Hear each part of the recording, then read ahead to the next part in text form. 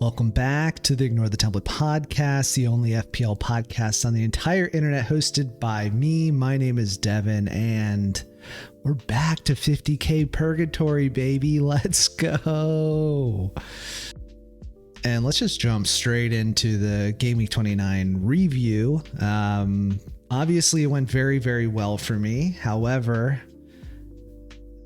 when you put it in the context of the past 3 weeks, it basically just erased all the damage the past 3 weeks did to me, and I'm back to where I basically have been for the majority of the season so far.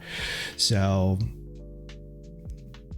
yeah, not great. It's good. Good green arrows are good, but when I do so rotten for 2-3 weeks in a row, it kind of just evened itself out. So let's just jump into it. I got 85 points overall, according to Live FPL. If you're on YouTube, you'll be seeing this beautiful website at the moment. I got a 21 point green arrow, which was good. So now I'm around 56K. Where's what I need to be looking at? So yeah, so my old rank jumping from 122K to 56K, a 54.3% rank increase. Very good. Which is kind of surprising that I did so well, considering I didn't have João Pedro, who a lot of people had, who got a hat trick and did very well. But my points were, I feel like, pretty fairly spread, and I got the captaincy right.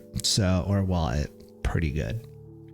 It was better than captaining Bruno Fernandes or Haaland or Thiago, who were pretty popular captains this week. I went with Gabriel. It was one, I think I said in the last podcast, it was one of those weeks where it just felt like it didn't really matter what decision I was going to make. It was going to be wrong.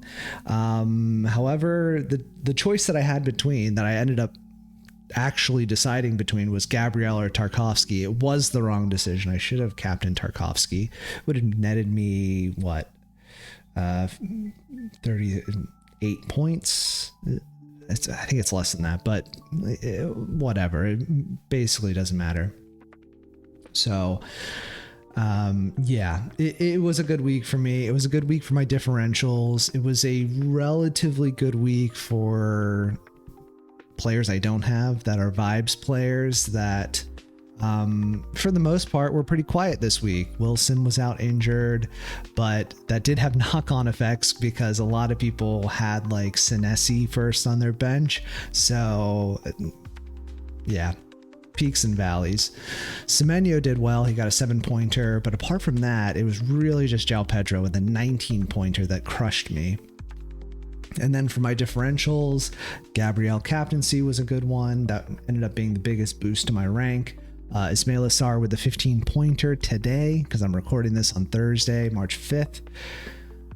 Side note, Spurs. What the hell? I told you it was going to get worse when you sacked Frank. Didn't listen to me. And you got in Tudor, who's tutorless, and they need a school teacher because they are bound to get relegated if they keep playing this way. But anyways, let's getting back into it.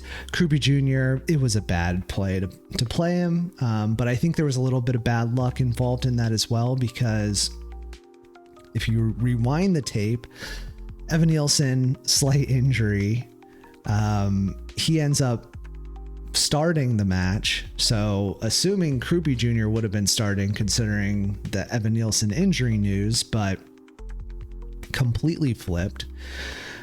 So just the 1-pointer from Krupi Jr., not ideal, but then everything else was a big hit, double-digit haul from everyone else. So Sar with the 15-pointers, Tarkowski with the goal and the clean sheet, getting up to 15 points, Senesi with the 11-pointer. So it was a good week, but as I will investigate in this video or / podcast, I want to see how the underlying data looked over the past 3 to 4 weeks, because so many of these guys that have been my differentials have just been dog water and just underperforming and having good chances, but not putting them away. So I want to do a look at that because it's easy to see the big green arrow and, these players, they definitely overperformed this time, because it's almost certain that, Tarkovsky with the header, it was not a high probability chance of going in. But over the course of the season of me having Tarkovsky, he's just been very unlucky. Most people would agree, but maybe not. So I will investigate that. And that wraps up basically differentials and threats. As you can see, heavily weighted to differentials doing pretty well, which led to the massive green arrow, which again, I desperately needed this week. But again, that puts me back into this 50K purgatory, which is a made up construct, but it does feel like I'm just plateauing around this rank. That's just because I've been farting around this rank basically the entire season, with the exception of the past couple weeks, which were terrible. But elsewhere, looking at my team, David Raya, 7-pointer. We should probably talk about that match because I watched the first half and I gotta admit, I thought it was a fairly even attacking open match. I didn't look at the underlying data till afterwards, but it was not so good for Arsenal, and they're probably a bit fortunate.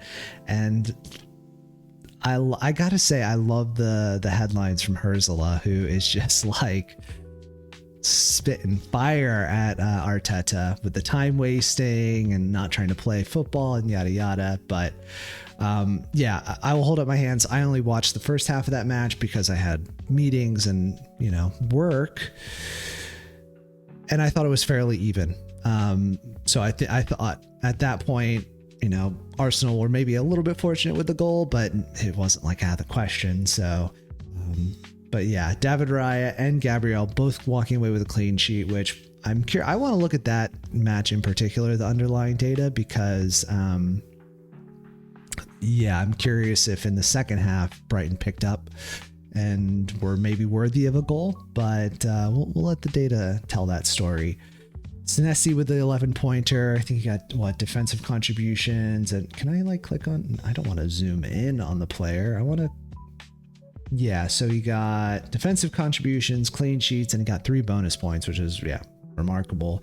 Gehi was one that I was anticipating getting a clean sheet against Nottingham Forest. Not to be. Conceded 2 goals, played 90 minutes, and did fuck all else. So not so great for Gehi. Tarkovsky. Do we need to talk more about that? Kind of surprising he didn't get the defensive contributions, but I was tracking that throughout the match, and he had 3 the entire game. So what happened? Last season he was 14 defensive contributions per match on average, and it just doesn't feel like he's putting up that same output as he did last season, this season. But I'm not going to scoff at the goal and the clean sheet and the bonus. So thank you, Tarkovsky. Bruno Fernandes, 8-pointer. I didn't watch this match, but wow. Red card, Newcastle scoring in the 90th minute. I probably will rewatch that match just because I as a Liverpool fan, I love watching Manchester United lose, though they have been really, really good under Carrick. So credit where credit's due. I do want to watch this match, though, because Bruno Fernandes getting an assist and 3 bonus points. He must have been phenomenal. Ismail Assar, I thought he was great. Very unlucky not to get another goal because of the offside decision, which was, he was a nose over the line, but the rules are the rules. So he ended up coming away with 2 goals, 3 bonus points. He only played 70. I thought he played the full match, but I guess I kind of teetered out towards the end. Mbumo did absolutely nothing, which I think if I'm looking at my bench with Enzo and Rice, probably was the right decision to play him, but it was just picking between those 3 was not really a decision worth a lot of time. So Mbumo, 1-pointer. Holland, 2-pointer. It's kind of surprising he played at all. And how many minutes? He played 90 minutes. So it's kind of interesting that he missed out the entire match and was able to put up 90 minutes. I guess they needed to win that match and they didn't, so they kept him on, but didn't do them any good because he didn't get any goals, didn't do anything. Thiago, 2-pointer. Yep, and we already talked about Krupi. So hopefully Mukiele is back. I know that, you know, he's been injured, but we've got a long break. Not break, but we've got like a week until the next match rolls around. So hopefully he's back fit because I need him for game week 31. I can't afford any other players to get hurt. Like I think I said it in my previous podcast. I think I had like 4 or 5 injuries between game week 25 and game week 28. It's like, it's not sustainable. I cannot suffer an injury every single week. It looks like this week we don't have an injury. Fingers crossed. I guess we'll see what happens in the FA Cup, but that was how it went for me. Obviously very well. I'm happy about that. Game week rank 500k. Pretty good. For a team that doesn't have João Pedro, I think that's about as perfect as it could have gone this week for me. And my allergies are driving me nuts. So if I look like I have a cold or if I sound like I have a cold, I don't. I promise you. I am perfectly healthy, just weak allergy immune system. Okay. What we have up, we're looking at Understat because I want to take a look to see who are the underperformers and overperformers this game week in particular. And if we have some time, I'm going to stretch it back a couple weeks because I want to specifically look at like Ismail Assar. Obviously, he overperformed this game week. He got 2 goals from basically 1 XG. So basically doubled his output this week. But I feel like him and some of the other differentials I've had have like massively underperformed for several weeks in a row. So I do want to take a look at that and maybe pick out some names from a hat and see how they did. But if we're going by the XG, not really a surprise that João Pedro had the highest XG of the game week, considering he got 3 goals, but from 2.37 XG. So he's putting it up. It's not like earlier in the season where it feels like he was getting some fluke goals and whatnot. He is creating high value chances, at least particularly in this match. Ignore that. But yeah, so he overperformed, but by 0.63. And when you're scoring 3 goals, yeah, I mean, when you're on such a hot streak and you're scoring in a sample size of 1, it's very likely you're going to overperform. But some of the other leaders in the XG, so Marcus Tavernier underperforming by 1.29, obviously came away with nothing. So very unlucky for Tavernier owners. Anthony Gordon, I think one of the biggest underperformers of XG this season. So he got a goal, but put up 1.27 XG. So a slight underperformance, but yeah, that's just the story. That's the narrative of Anthony Gordon this season. Ismail Assar overperformed. Van Dijk underperformed 0.88. That's actually kind of surprising. I need to think about what chance he must have had, like a very close header that didn't go in, but 0.88 and not getting a goal. Oof. So unlucky for Van Dijk owners for several reasons. I mean, you would not have anticipated losing the clean sheet against Wolves, but I don't even know if I should talk about that match, but it was so bad. Morgan Gibbs-White, watch that goal if you didn't see it. What an absolute beauty. I saw it slowed down. Perfect. So he slightly overperformed, not by a huge margin though. Habib Diarra, he had the penalty. I'm curious if he had any other chances. Usually penalties are like around 0.7, 0.6. So yeah, he got the penalty in that match. Solanke overperformed by 0.28. Lyle Foster, not important to FPL, and Cal Wilson, also not important to FPL. But let's just look through some of the bigger over and underperformers. Cody Gakpo underperforming. Garnacho underperforming. Brian Mbumo underperforming. 0.42. Come away with nothing. Erling Haaland 0.36 and doing absolutely nothing. Krupi Jr. 0.37 and doing nothing. I mean, that's fair. When you're putting up like under 0.5 XG, you know, you're giving yourself less than half. It's less than a coin flip. You're going to score it by the odds. There has to be bigger under and over performers. Let's sort by goals. I swear I've done this before. Okay. Yeah, here we get to the, yeah, it's basically just sorted by the, okay, yeah, not too many that underperformed and overperformed. I guess the biggest overperformance was probably Ismail Assar. No, there has to be someone more. Who got a lucky goal from basically nothing? Osula is the biggest overperformer with 0.05 XG, getting a goal in 1 minute. So 90 goals per match. You can believe that. Andre also similar 0.06 XG and getting a goal.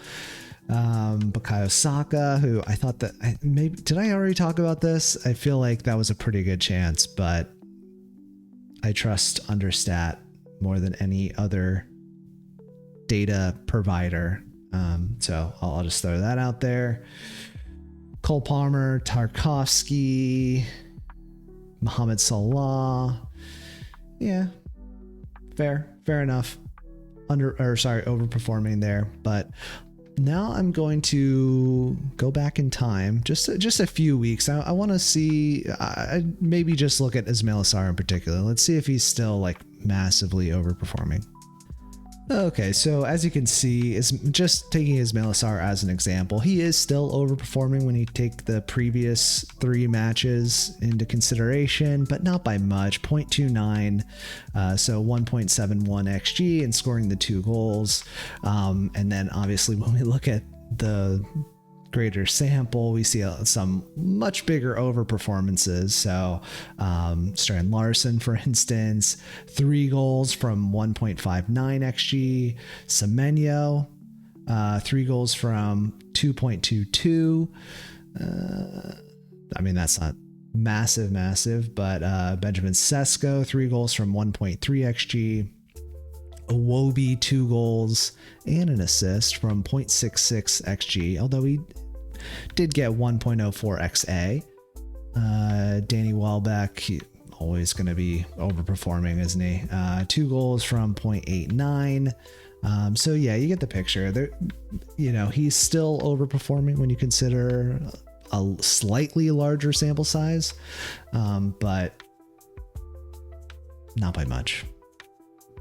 And then really quick, I did just want to look through, I'm not even going to like dive into the matches. I just wanted to look at the overall XG per match and see if that aligned with what I saw. Because I did watch quite a few of the matches. Some I had to like only watch a half of it, obviously because of, midweek, I'm working, but wow, Bournemouth 0-0 with 2.32 XG to 0.67. So where we saw the Tavernier getting like a lot of XG and not putting anything away. Brutal. Everton 2 goals to 0, but the XG saying 1.16 to 0.76. So maybe Burnley unlucky not to get a goal there.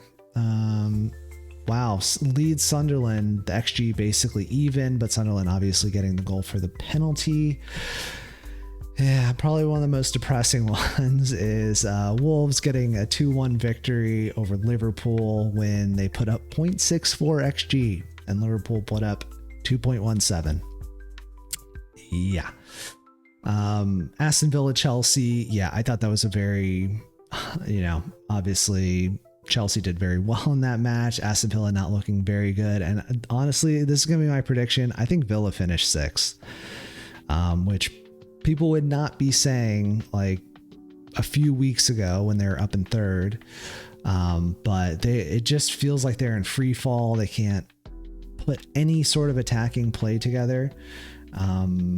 So yeah, not looking good for Villa.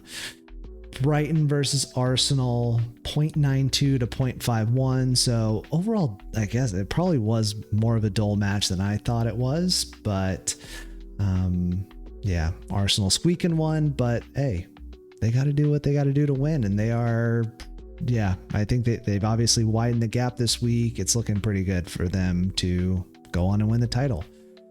Fulham, 0.63 XG to West Ham's 1.51. Okay, on balance, that probably came out to be the right result. Manchester City, 2.73 XG to Nottingham Forest, 1.24. So Man City getting a little unlucky there. Newcastle United, 1.97 XG to Manchester United's 1.81. So the XG very similar, but Newcastle just squeaking it there. And then Tottenham Crystal Palace, 1.30 to 1.92. I thought it would be larger than that, if I'm completely honest. I thought Crystal Palace had good chances. Maybe it was kind of like a game state thing, which I think probably should be talked about more, but the obvious thing that a lot of people don't talk about when you're discussing like the XG and whatnot, when you're down, or maybe I should put it from the perspective of the leading team. So like Crystal Palace in this position, they've got a 2-goal advantage. They don't need to go up the pitch and create good chances and score. They just need to keep the ball, have a compact defensive structure. They were playing a man up. So the game state did not encourage them to go on and get more shots after they had already scored 3. Tottenham, on the other hand, had to push up, and yeah, if I'm being completely honest, this situation probably doesn't track because they didn't look very attacking in the match overall. So I think the 1 goal is probably right, but yeah, they didn't deserve anything more than that. But in like another situation where a trailing team is trying to push up the pitch, attack, take a lot of like low quality, low probability chances, their XG is probably going to go up, but the likelihood of them scoring may not go up that significantly. So yeah, quick explainer on game state and how you can't fully trust all these, but I did just want to get like a wide view of some of it, because like I said, I wasn't able to watch all the matches, so kind of curious to see how it came out on the tail end. So this is probably bad timing in the video, but I just want to, it's top of my mind right now. People may be thinking about like wild carding or making early transfers. Don't do that. That's not a good idea. So for several reasons, but the 2 main ones are we've got FA Cup weekend coming up. We don't have a match for another week, so it's a week of potential injuries that could happen during the FA Cup. And then 2, like I've said multiple times, value just doesn't mean anything this season. There's essentially, I mean, could you even call Haaland like premium everyone wants at the moment? Not really. A lot of people made the move from Haaland to Ekitike when he got that 15-pointer, and there's just not, if there was a place to put your money, yeah, there maybe be an argument for going early so you don't miss out on this like high impact player, but there's just nothing. Like literally making an early transfer at this point in the season is like the equivalent of putting your head underneath the car tire. So don't do it. Definitely don't wildcard either, because after the FA Cup weekend happens, we should have a little bit more information on the blanks and doubles. And I think if you just held out this point, you might as well just wait until game week 31. So I'm kind of forecasting a little bit. I've got my crystal ball out. I don't think I'm going to be making a move, but I will get into that on the next podcast, which should come out before game week 30. But these are going to be the weeks for rolling, and just it's going to be really boring, but it's going to be a lot more valuable to hold on to transfers than to use them, I think. for the reasons I've stated. Yeah, injuries could happen. The potential blank in 31, I should call it, because it may not be a blank, although it will be a blank, I guess, for Arsenal and Wolves, but it almost, well, I don't want to overstep. It's possible that it won't be a blank for Manchester City and Crystal Palace. So there could be a match in there. Wait, am I? Yeah. Because if Newcastle beat Man City in the FA Cup, then I guess it's possible that the Man City Crystal Palace match can be moved up slightly and take the place of that FA Cup match instead. Okay. So yeah, do not do early transfers. It's not going to benefit you anything. I find it crazy that people are still like, I guess that's just the nature of FPL, but people making transfers at this point and seeing price rises and things like that just gives me anxiety. Like, dude, can't you wait? I mean, seriously, not to denigrate anybody. Everyone plays their own way, but if you are trying to do well, I think you just hold on to your transfers. And I think at least until the deadline or closer to the deadline. But in all reality, if you don't have like serious injuries and you don't have like serious concerns about players who are going to potentially blank, I would just hold on to the transfers. I think it's very likely that ahead of game week 30, I'm just going to roll. Like, I'm looking at my team right now. I could even, I guess, bring it up. How do I do that? Yeah, here it is. So this is my team for game week 29. If I refresh it, it's just going to show me what the fixtures are going to look like next week. Yeah, Tarkovsky is going to go on the bench. Hello.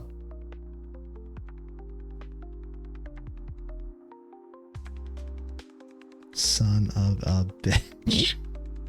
Okay, for those listening at home and we're like, why did he have a stroke? No, I'm fine. Apparently I have ad blocker, so I just switched browsers.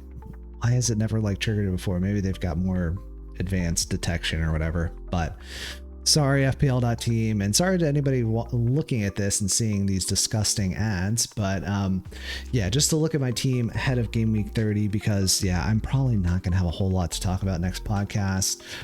So David Raya against Everton, Gabriel against Everton, Rice would definitely be on instead of Tarkovsky, who plays Arsenal. So Gabriel, Senesi plays Burnley, Gehi plays West Ham. Rice, like I said, Bruno Fernandes against Villa, Ismail Assar against Leeds, Mbumo against Aston Villa, Erling Haaland against West Ham away, Thiago against Wolves, Krupi Jr. against Burnley. Would I make any substitutions in this situation? Probably not. So I'd probably play a 3-4-3. Krupi Jr., I feel like, considering he got the rest when he probably shouldn't have, he has to start this one, right? And he did pretty well. He got 0.37 XG when he got subbed on. So I don't know, Areola. I think you should start him against Burnley personally. And not at all because I own him in FPL and want him to do something, but this will probably be it. Yeah. Enzo on the bench for Newcastle at home, Tarkovsky, Arsenal away. Mukiele may be fit, but probably not worth it to have him in the starting 11 over anybody I have here. And let's be honest, Erling Haaland's probably going to be the captain despite him playing so poorly recently. So does this team need a transfer? Does your team need a transfer? Probably not. So flawless transition. That was so bad. So yeah, the moral of the story is your team probably doesn't need a transfer. Although once we get through FA Cup weekend, maybe that will completely flip on its head. I kind of doubt it though. So yeah, hold on to your transfers and that should benefit you for the upcoming blank. And if you still got your wild card, I would hold on to that too. But probably a good time to play it is 31 or 32 because hopefully we'll have some more information by then. Okay, and let's wrap up the podcast a bit with not that, but that. Now it's professional. So it's fully taking up the screen. So what we're looking at right now is FPL.team. Before I'm not going to refresh it because obviously my ad blocker is going to destroy you, FPL team. But yeah, basically looking at my free hit / scout team from last week, which, spoiler alert, it won against the official FPL scout team, which is right here. So the official FPL scout team did pretty well themselves. They got 78 points. I did pretty well for my own team and I got 85. And my scout team that I picked, despite Munoz going down early in the match, only getting a 1-pointer. Gehi and Van Dijk also only getting 1-pointers. I think this team came away with 87 points. So it definitely won. I know that for sure. Basically, the big differences were my team had Ismail Assar and Tarkovsky. So that was another like extra 30 points. They did have João Pedro, but yeah, my captain was even still better because they went with Semenyo for captain. I went with Mohamed Salah, who got a 9-pointer, so slightly better there. So that was basically what it came down to in the scout competition, which if you have no idea, we're running a little bit of a scout competition where my free hit team goes up against the official lame FPL scout each week. And if my team wins, I don't pay out cash. I don't owe you anything. But if my team loses, then I pay the leader of the mini league $10. So no cash out this week, but I do suck at this. So check in next week and yeah, probably be back to paying out. So that's basically how it went. That was Gameweek 29. Let's kick it to the outro. All right. Thank you all for listening. I knew I was going to have more energy and more passion this episode, which hopefully was true. Sorry for last episode. Just my head wasn't in it. I was more into family stuff and I basically didn't watch any of the matches last week. That I did this week. And now we're coming up on a little break with FA Cup. So I will have a podcast coming out obviously before the Game Week 30 deadline, so stay tuned for that. Subscribe so that you get it into your feed and all that good stuff if you're interested in that kind of business, but no pressure. I know subscribing is very difficult, so subscribe at your own free will. And I will see you ahead of the Game Week 30 deadline to discuss moves, to discuss potential good players to bring in, but I think ultimately it's going to be, not to clown on my own podcast, but it's probably not going to be that exciting. But we will look at some potentially good players if there are injuries and fallout from the FA Cup weekend. There's going to be new updates and stuff. So yeah, I think I retract some of my earlier statements. I think it will be a good podcast to listen in on. So I will see you then, and bye.